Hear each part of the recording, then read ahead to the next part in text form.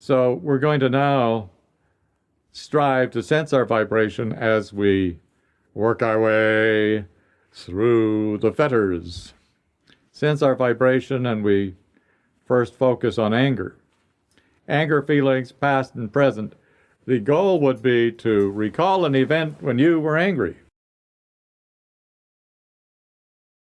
And see if you, and when you're angry, that's your sense of self, your false sense of self. Usually in yoga we call it your false sense of self, because it's usually your false sense of self. Sometimes it's not, but most of the time, 90-some%, it's a false sense of self. Sense of separateness that has interpreted things such as to be destructive, or destructive of others or of oneself. When we're angry, that's our false sense of self dealing with the situation, coping in a way of things. By being angry, I'm doing something I feel is important. It's dominating our emotions, dominating our thoughts, being angry. One way out would be, okay, what's my vibration? Let me get into my vibration. Who, me? And at first there are a lot of thoughts going on.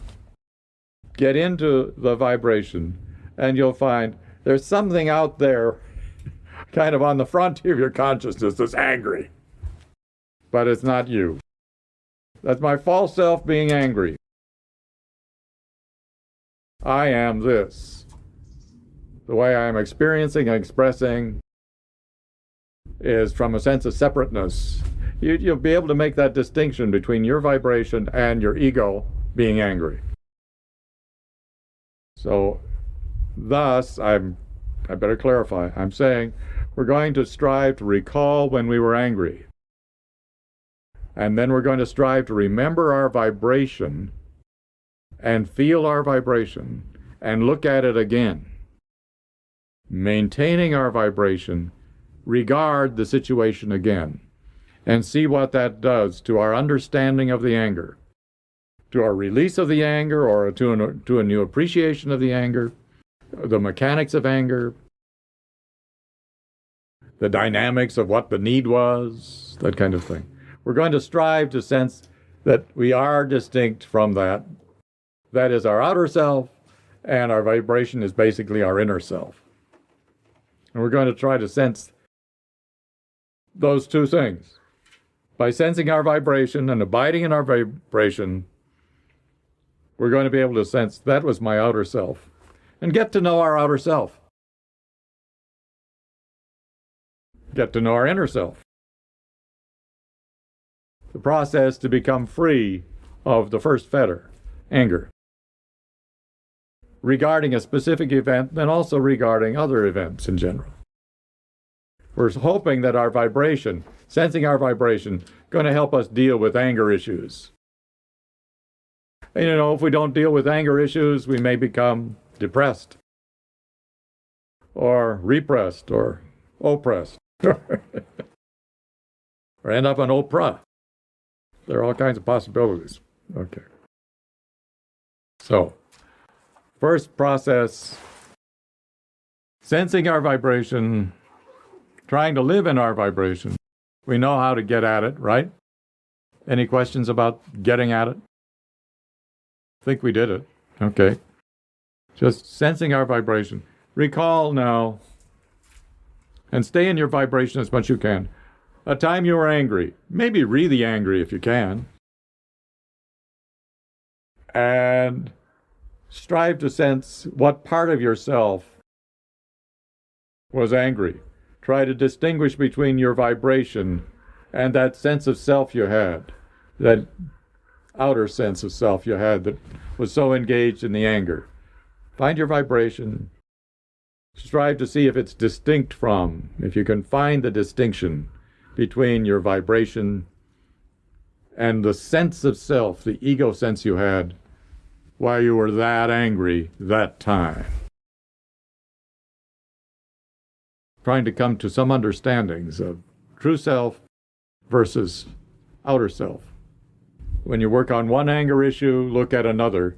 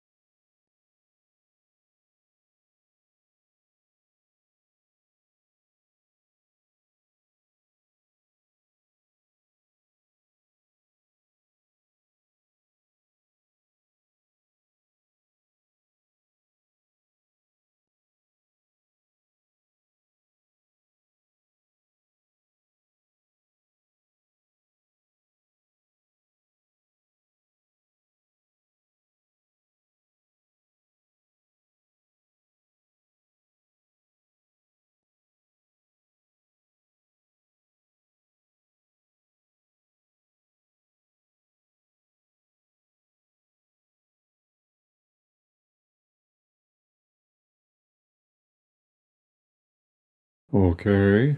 All right. Were you able to sense the distinction between your vibration and your outer self regarding some issues of anger, some events of anger? How many were able to do that? Yeah. So, one of the best things to do is in dealing with your life, okay, this is the way I think and I feel and what I want and what I need. But what's my vibration? And then sense your vibration and look at that outer self from the viewpoint of your vibration. Because usually your vibration is feeling complete and happy all the time. And it's the sense of separateness based on our interpretations of life. It's our false self that's usually doing the tirades or the rants or whatever. Okay, so any questions or comments? I'd especially enjoy right now comments first. Comments about this experience. Yeah, I got this visual, like I was on a teeter-totter, Yeah. and when I was experiencing my own vibration, I was down and calm and grounded. And then when I'd go into my anger, I'd just go, whoop! And it's sort of like being out of control and just going up and hanging on for dear life. But I could feel that separateness. Good. And then I would go back down to my own vibration and center down and rely on God to take care of the boing. Bravo. Bravo. Well, this is saying it beautifully. Beautiful. So she's living, and she has an ego that I'm smart, especially about this issue, whatever it might be. Somebody attacked her sense of being smart, implying I'm not smart, implying I'm dumb. So then I had to come around my coping skills, maybe saying, you're not smart either, and that's typical of what we do as creatures who sense separateness and are kind of foundering away in life. Then sensing the vibration, there's no issue of smart or not smart. Issue of this beautiful being we have, this beingness that people like to talk about. So that's beautiful. Right. So one of the ways out of ego is to get more into what is the vibration at the core of my being, which was a marvelous strategy the ancient yogis found. What's my vibration? We can use the word, we're using this word vibration in the sense today that's really important and very yogic. But there are all kinds of other uses of the word vibration. So we're using a distinct understanding and vocabulary set. Understand that, because very often you go to a mystical healing group. They will say, your vibrations are off today. Or, it'll be about what your outer vibrations are, So we're talking about your core vibration, the vibration of self. So realize there are different ways of thinking, but just what's my vibration? The vibration of me, of my being. That's what we're talking about as being the zone of, in a way, contentment and well-being, turns out, but also it's a place where enlightenment happens. It's a divine manifestation, this vibration that you are. And you see, everybody is such a beautiful vibration, but they don't know it because their sense of separateness. So people do all kinds of mean things to one another out of this sense of separateness we have, because we are separate creatures. We don't sense our unity in spirit unless we have some kind of blessedness happen, some kind of realization happen. Okay, so today, you know what the fetters are. We'll do one more. We'll do the fear one, because the two main ones are anger and fear. But during the day, anger, fear, guilt. Oh, guilt can make us deny our vibration and just live a depraved life out of guilt and shame. Depraved and deprived. Depraved in terms of meanness. We become mean people to ourselves and others. Deprived, denying ourselves what we need in life. Anger, fear, guilt, grief. There's a place in us that is beyond grief. We begin to find it when we find our vibration. And of course, our ego, our sense of separateness, oh, we feel so separate. And now this loved one we felt so together with is gone. So now we really feel separate, you know? And it's a normal thing for us to feel closeness as family, and then a dear family member goes. It's very helpful to grieve, very healing to grieve, providing it heals. We allow it to heal. But part of that healing is when we come back to our own vibration. Healing very often is discovering your vibration again. Anyway, more about that another time. Anger, fear, guilt, grief, arrogance, and prejudice. Those are the fetters that the ego uses to remain deluded for lifetimes and not abide in the vibration that would bring one home. So, we'll work on that. Good. We'll work on those today. Hopefully you will do this. Have fun with discovering fetters from a new understanding. Look at these fetters that tie you up, that tie the ego up, that tie our self-awareness up. Hopefully you can sense in back of it all your vibration and how freeing that is and how different that is from our normal sense of self that is suffering so or making others suffer so. Or is bored or blah. That too is a kind of suffering, meant to have this wondrous existence, and we stifle everything by being blah. So having said that, we'll do another now on fear. Fear, including anxiety. The goal is to sense your vibration. Now you might say, what if I can't do this? Well, just give yourself a chance. Maybe you can't do it. Just give yourself a chance. The point is, you do have a vibration. If your mind and ego won't let you know it, okay. There's some reason for it. But you do have a vibration. So one day you'll find your vibration. The goal is, as best you can, just do what you can. Love yourself, do what you can. So the thought is back to your vibration. Who, me? This place in the heart, this vibration of I. Finding that place. Then we think of something that we're afraid about. I mean, my goodness, isn't there enough to be afraid about these days? Calamities to the left, calamities to the right, calamities front and behind. Whoa, whoa, whoa. Whoa, whoa, whoa, whoa, whoa. Okay, so finding your vibration, then take something that's meaningful to you as a fear you experience. And once again, look at that from the way you normally experience it, with your normal sense of self, your usual sense of self, and then look at it again from this vantage point of your vibration. Feel your vibration as you look at that fear or that event. See what a difference there is, if any. So you can work on one fear, come to some kind of understanding about this whole dynamic, and then if there's time, do another one and another. Focusing on fear and anxiety.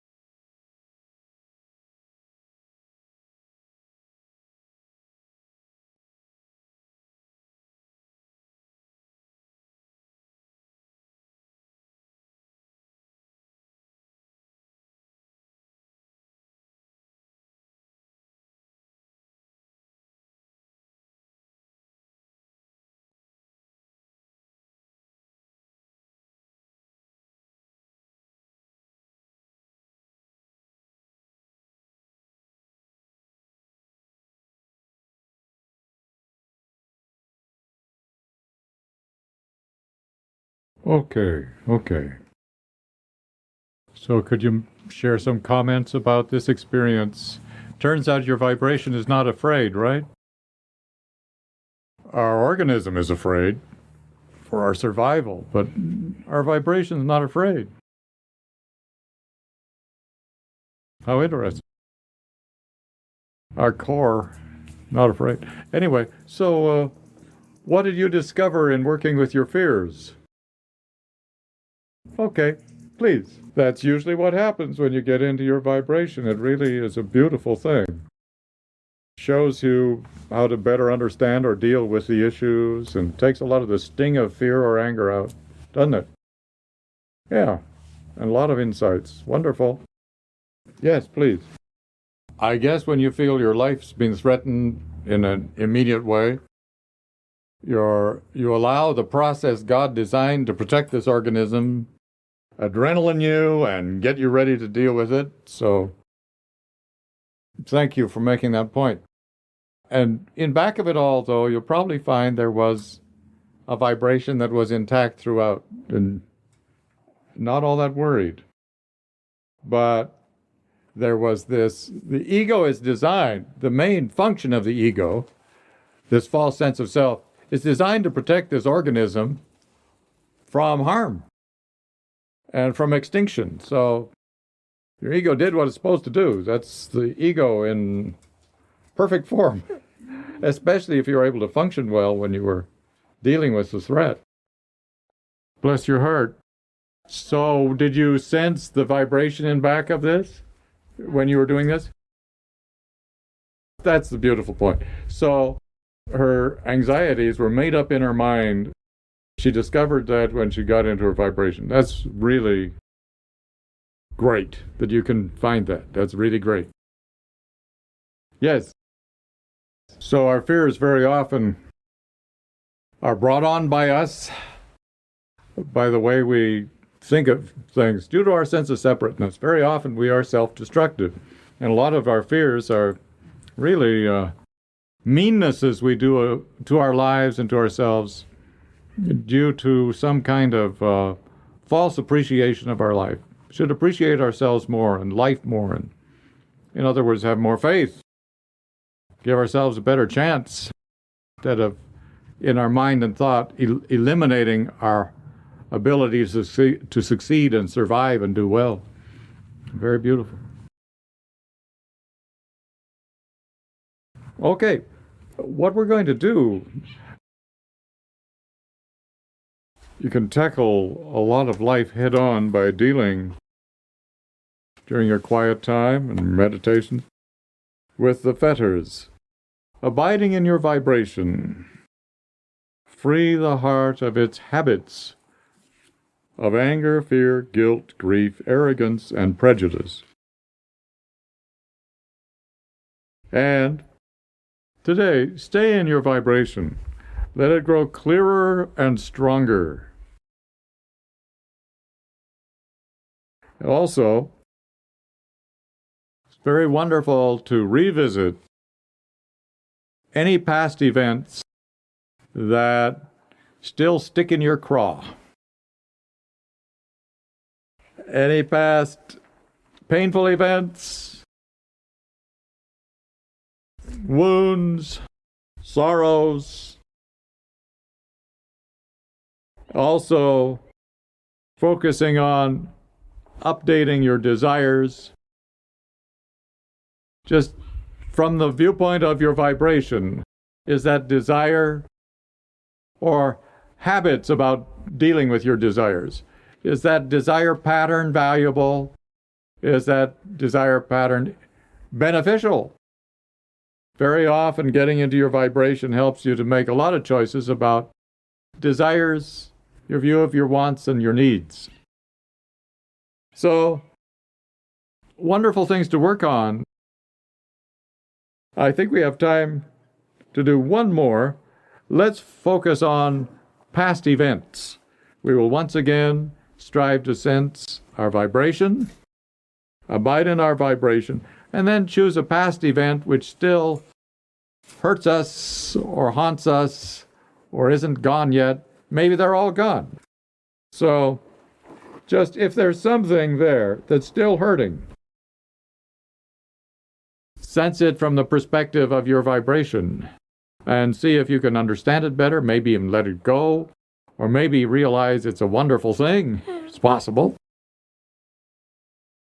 We don't know what's going to happen, but getting into your vibration, you know the process. Chant I at the heart, at the eye center, in the front, right side of the breastbone. Sensing that I. Bring to mind something from the past that still haunts you, or bothers you, or feels unfinished in some way. And look at it from the way you used to think and feel about it, and then look at it from the viewpoint of your vibration.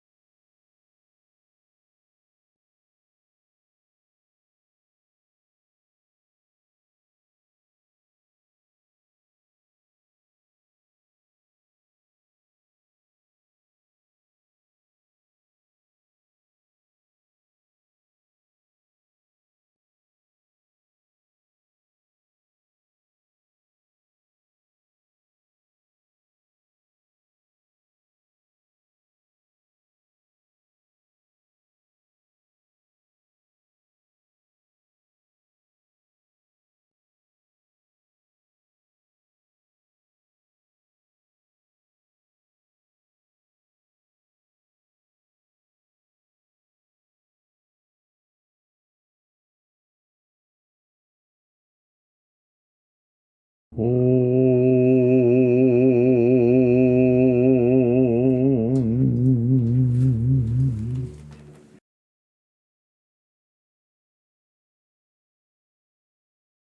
Your vibration is spirit individualized.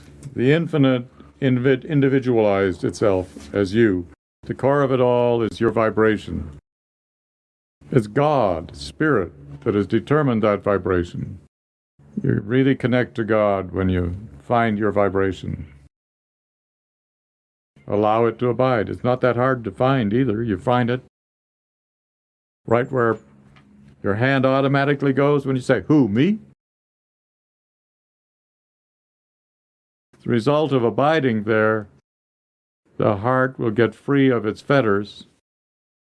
Also, the heart's true feeling of love will develop more and more just naturally. The goal, and as much as you want it to be through life, is to live in your vibration. Let it become clear and strong, powerful. It is already very beautiful. Live in your vibration. And it's easy to lose it because the false sense of self makes us confused. But it's easy to find it. Be still. Find that place in front of the chest, to the right of the heart, and just chant the word I a while.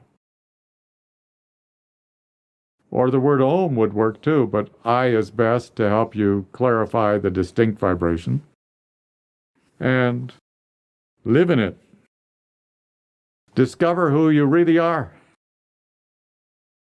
Well, we're going to get more into that because this isn't the whole story. But this is a very important and essential part of the story, which we'll continue. It was Lahiri Mahashaya who said, "The world is a place of examinations." And, it's very helpful to look at your life as a series of exams. It's not that you pass just from one level of consciousness to another. It's about the way your lifetimes unfold. What you don't pass in this lifetime, you take up as a subject in the next lifetime. This lifetime right now is the result of past lives and what we did with our exams in past lives. So each life is a place of examinations. You'll have to pass each examination on your own. That's another thing. You have to write your own exam. You can't say, "Could you do it for me?" or "What can I get from the web?" In terms of passing this. No. We each get our own examinations, and we each have to pass our own examinations. So if you wonder what's going on in my life, well, got some exams. We're doing an exam. It's more fun to think of it as a divine play. We're here to enjoy ourselves. And that's true too. But in order to enjoy ourselves, unfortunately, we have to pass some exams. Unless we pass certain exams, we flunk them, we suffer, so we don't enjoy life. You take the exams and pass them, you enjoy life a lot. Flunk the exam, you have to go and pass that test over and over and over again. It's just so many people saying, "Why is my life the way it is? It's just so frustrating." Well, it's because you haven't passed the exam. Look at your life as a series of examinations. And if your life's happy and you're doing well and growing, you passed a lot of exams. But there's another exam coming. So, what's my life? Series of examinations. Questions. What are we going to choose? A lot of choices involved. Choosing this or this. Shall I take this or this? This or this? This or this? So, the world is the place of tests, of examinations. The main way we go through these exams is called karma, as you know. Cause and effect. When we think a certain way, feel a certain way, then we speak a certain way. And we speak a certain way and we act a certain way. That goes out into this universal consciousness and brings about a reaction. So we're forever causing reactions by what we think, feel, say, and do. And so the world comes back at us in kind. We get a chance to experience whether our thought was elevated and constructive or whether it was tragically limited and destructive. We get a chance again and again to get our marks. We get great. Our karma tells us whether our thinking's on track or not. Whether our emotional state is on track or whether it's being destructive. Especially it regards our actions. The things we do bring about consequences. So there are just all of these tests we take individually and tests we take as groups, as nations. And our tests are graded by reality, by the reactions, and these tell us how to be a better nation, or how to be a better person, or how to be a better profession. There are just vast numbers of tests going on right now. So we're living in a time of testing, of consequence, of choices we made. The world is a place of examinations. So karma is the main thing that tells us about how we're doing and what we have yet to learn. Our karma just makes it very clear. So karma is one of the main ways we learn and grow. By what happens? What were the results of the way we thought, felt, and spoke, and did, moved. What were the consequences? Well, here they are. Big time, usually big time. But we hope to be more subtle as students. Maybe we could learn more easily than this big lesson we got right now. Big. Not just the States, globally. We're having a global comeuppance based on certain things, choices we made, tests that we did not pass, or did not pass is a good enough term. We could use much more stern words because there's a lot of corruption involved, a lot of deceit, a lot of cruelty and disregard, a lot of total rampant selfishness, no regard for other people, no regard for truth, just big time. Okay, so karma is a wonderful way of learning, and so we should appreciate karma, even if it's hard. This is a consequence that's telling me I'm off track and that I should learn this lesson here and now in my life. Lord, what have I done to cause this or attract this or bring it about? And how may I so change my view of life and myself and other people? How may I change this? Lahiri Mahashai says, we're here to develop excellence. We're here to develop beneficence, that we keep working on our lessons till we're excellent at performing the particular functions, and we are also kind or good to others with these functions. Purpose of life exams is to make us into excellent people in our functioning and good in the way we function. So, you say, how do I get out of here? How do I turn off the karma machine? Learn excellence and beneficence. Learn to be really good at what you do, and learn, really able or fruitful in what you do, but learn also how to benefit other people with it. And that would be a lesson learned. Then the lessons change. Learn that one, you go on to junior high or whatever, karma junior high. So there are these different levels that I'd like to have us focus on, and then maybe we'll meditate on each one. So the exams function at the level of actions. We're here to learn to move with excellence, to do actions that have excellence in them and have benefit to others in them. Excellence, beneficence, actions.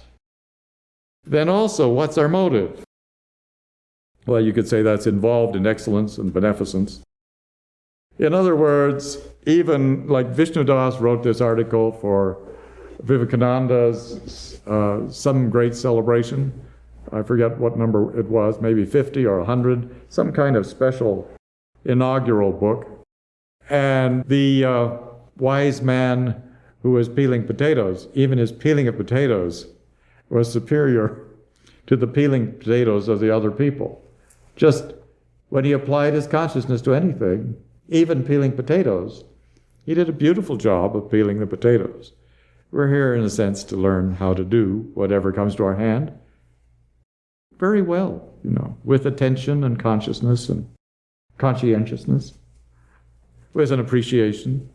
So, in action, even the peeling of potatoes, excellence, beneficence. In motive is the reason behind which you do things.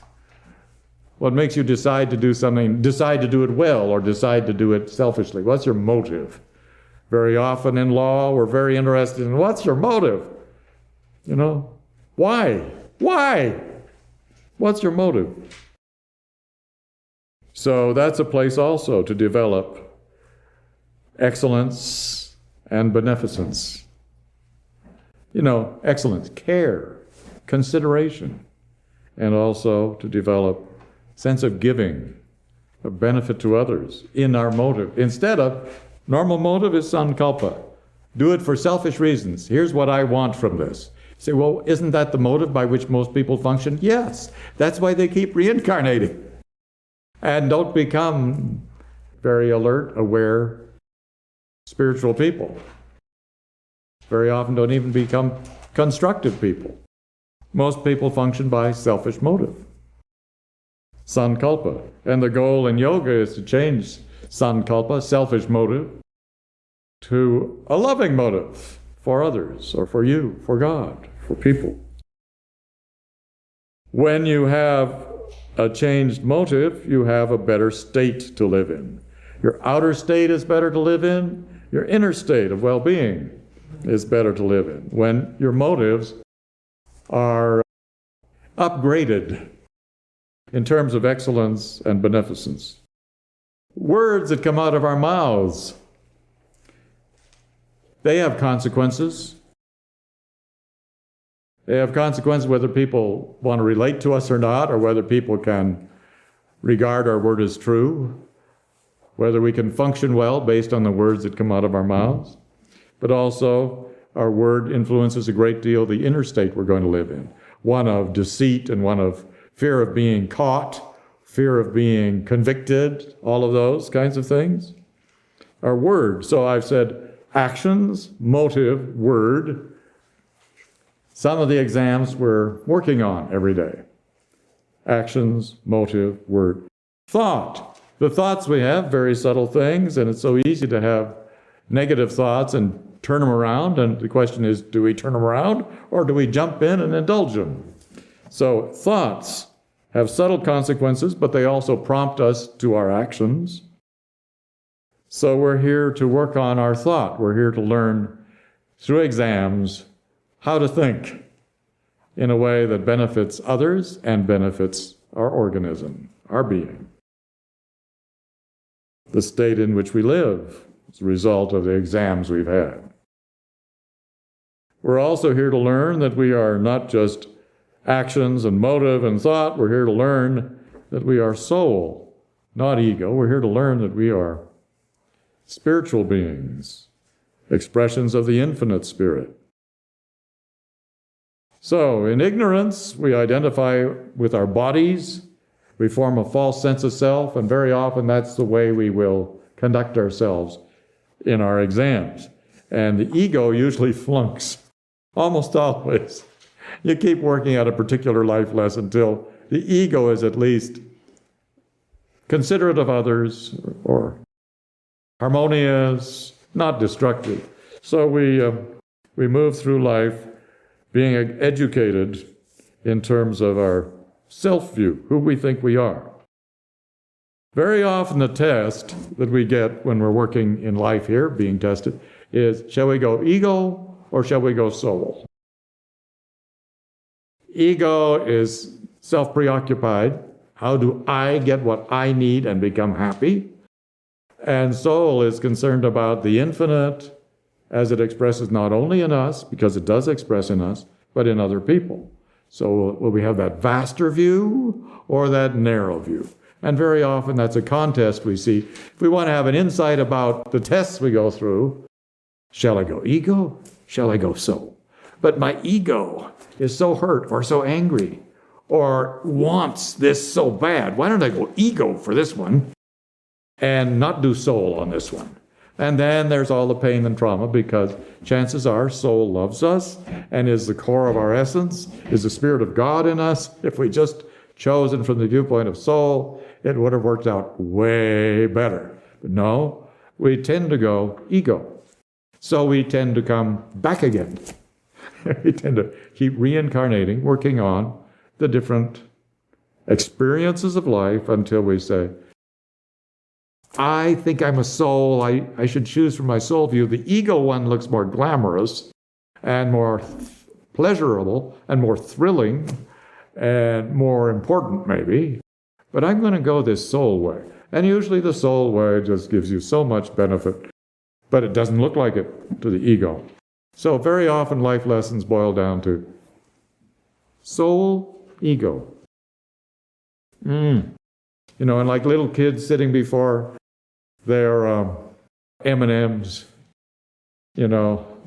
Now, you can have these all at once, but if you wait 5 minutes, I'll come in and I'll give you twice the M&Ms. And they're sitting there looking at the M&Ms. Well, maybe just one, you know. So we grown-ups are. Again and again, we are given a choice. And we generally blow it, you know. Hopefully, we learn, well, would this be excellent, beneficial? You know, would this benefit others, not just me? You know, hopefully we begin to think in a natural way from that perspective. So, life lessons. Your life is a series of lessons.